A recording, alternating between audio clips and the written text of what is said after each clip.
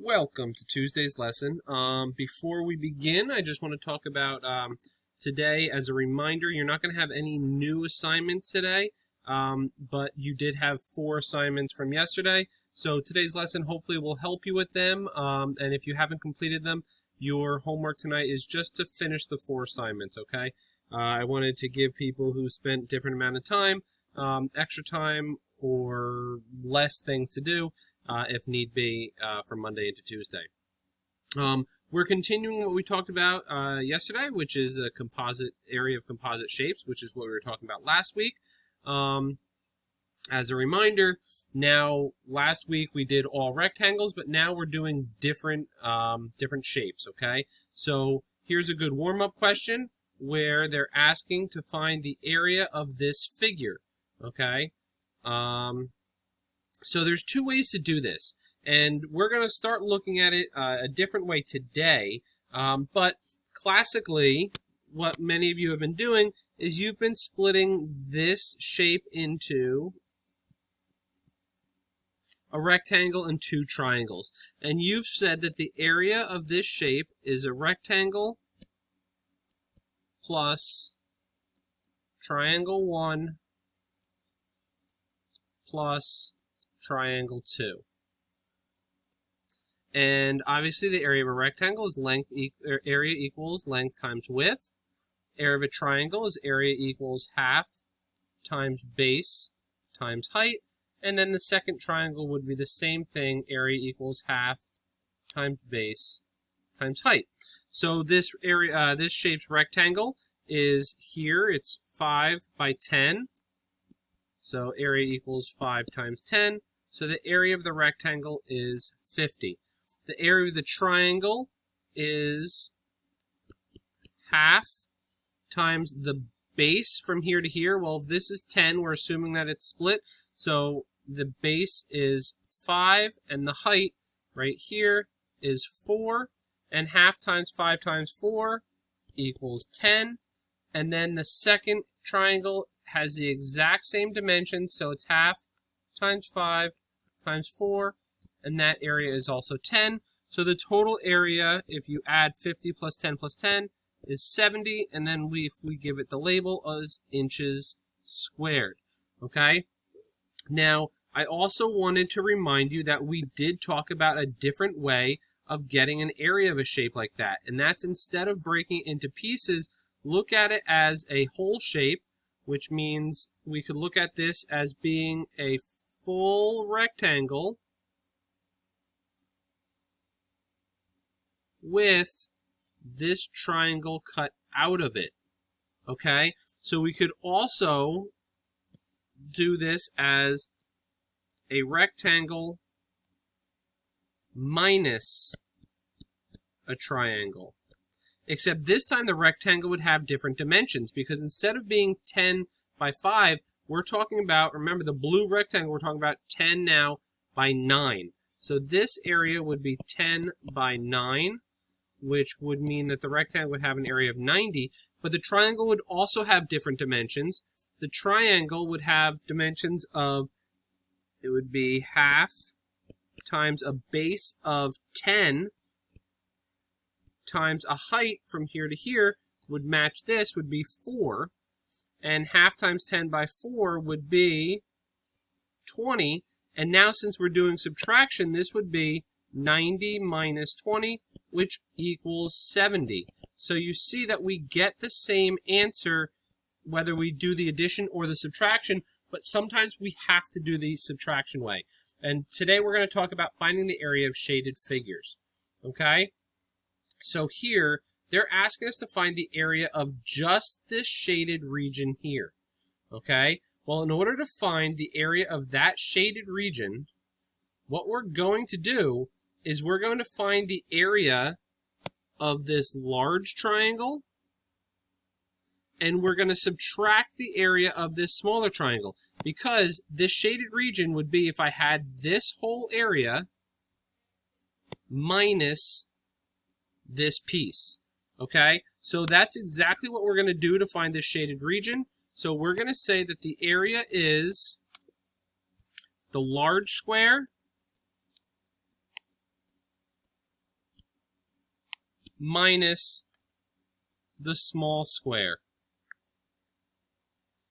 And area of a square is side squared. So the large square has a side of 15, and 15 squared equals 225. The small square still has the same formula, except it has a side of 5, and 5 squared equals 25. So in order to find the area of this square, we would do 225 minus 25, and we would find that the shaded area is 200 millimeters squared. Okay? You may also see questions like this, and this is a very common question on state testing, and it's to find the shaded area here. Now we can see this looks kind of confusing. The shaded area is really all of this. This is definitely not something that you could do by finding the area of this and adding it with the area of this, and we don't know. Like, those are very, very odd shapes, okay? But what we can do is we can look at this, the shaded area, as this full square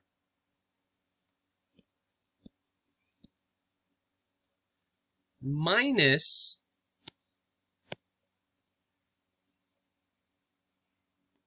this circle.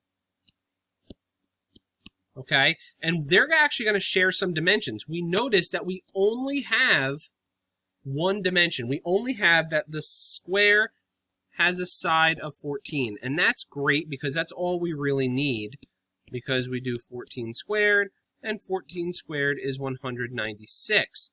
But now when we're finding the circle, we need to know what the radius is, because a circle is pi r squared for area, and we don't know what this is. But that's where we're going to use part of the square's dimension to help us. If we're 14 feet from here to here, then that means we're also 14 feet from here to here. So that 14 feet in this case represents the diameter. So if the diameter is 14 feet, then that means that the radius must be 7 feet. So that's what we're going to use. We're going to use 7. So instead of pi, we use 3.14 times 7 squared. Obviously, 7 squared we should know is 49. And when we do 3.14 times 49, we get 153.86. So the area of just this shaded part is going to be 196 minus 153.86, which gives it an area of 42.14 feet squared. And that's your answer, okay? Before we move on to the next example, I just want to give everyone an opportunity who's paying attention and who's taking notes to get a little bit of extra credit. Obviously, this isn't mentioned in the classroom assignment, but if you go on for this assignment in Google Classroom and you make a new Google Doc, and I just want you to write your name, and I want you to write the sentence, "Math is fun," and submit it. Now, you need two things to get the extra credit. You need to submit this Google Doc, and you need to hit turn in, okay? Because for the extra credit, I'm going to go right to the people who turned in this assignment and check to make sure that that Google Doc is there, okay? So you need to make sure that you turn in the assignment with the Google Doc. All you have to do is write your name and "Math is fun," and you'll get 5 extra credit points for this week. Thank you for watching the assignment. All right, the next example I have already done for you, okay, for time purposes, but you'll notice that it's very similar to the one above, okay? So this is this one, and this is this one.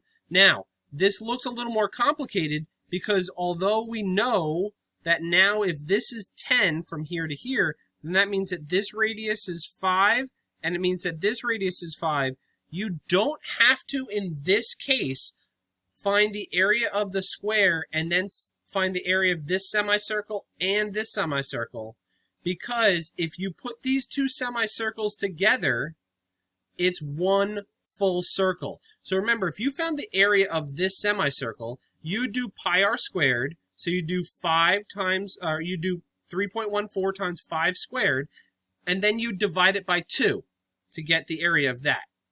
Then you do the same here, but they have the same exact dimensions. So when you did half of this and half for this, and then you added them together, you have one whole. Okay? So for this example, I just wanted to show you, you wouldn't have to do the semicircle. You could kind of turn these around and make it look like this, and you'd get the same answer. All right, and then finally, the last problem that we're going to do today is what's called an inscribed circle. Okay, that's a circle inside a circle.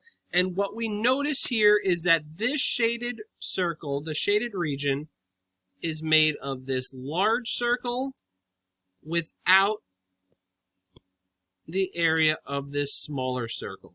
So what we're going to do is we're going to take the area of the large circle and we're going to subtract the area of the smaller circle. Again, just like last time, we're going to need to borrow or to use our skills for some of these dimensions, okay?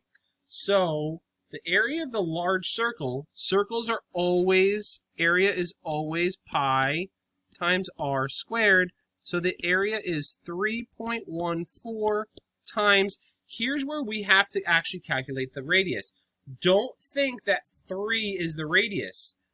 From here to here is 3, but this large circle has a radius from here all the way out to here. So it's actually going to be 5 plus 3, so this is going to have a radius of 8. And then 8 squared is obviously 64, and when we do 3.14 times 64, we get 200.96. And the small circle is going to use the same exact area formula, except this time the radius is from here to here, which is 5, and 5 squared is 25, so we would do 3.14 times 25 to get 78.5, and then finally we would do 200.96 minus 78.5 for a shaded area of 122.46 centimeters squared. Now, on this, I would say for everything that you're doing here, we are going to round to the 100th place, unless you're told to round to the 10th place. If you were told to round to the 10th place, then this would be 122.5, okay? Otherwise, the reason why we're rounding to the 100th place is because we're using pi rounded to the 100th place. So, but your quiz may have you round to the 10th. Just pay attention to what they want it rounded to, okay? There is one more problem in the notes, but that problem, I don't know how it made it up onto these notes, and that's okay. We're actually going to go over this problem specifically tomorrow, but if you want to get a look at it and see how you think you could do it, that's fine. But we're going to go over this problem as a class tomorrow. Don't forget, you've made it this far in the lesson, so don't forget to go ahead and get those 5 extra credit points. Otherwise, I will see you all tomorrow for our live lesson, and have a wonderful day.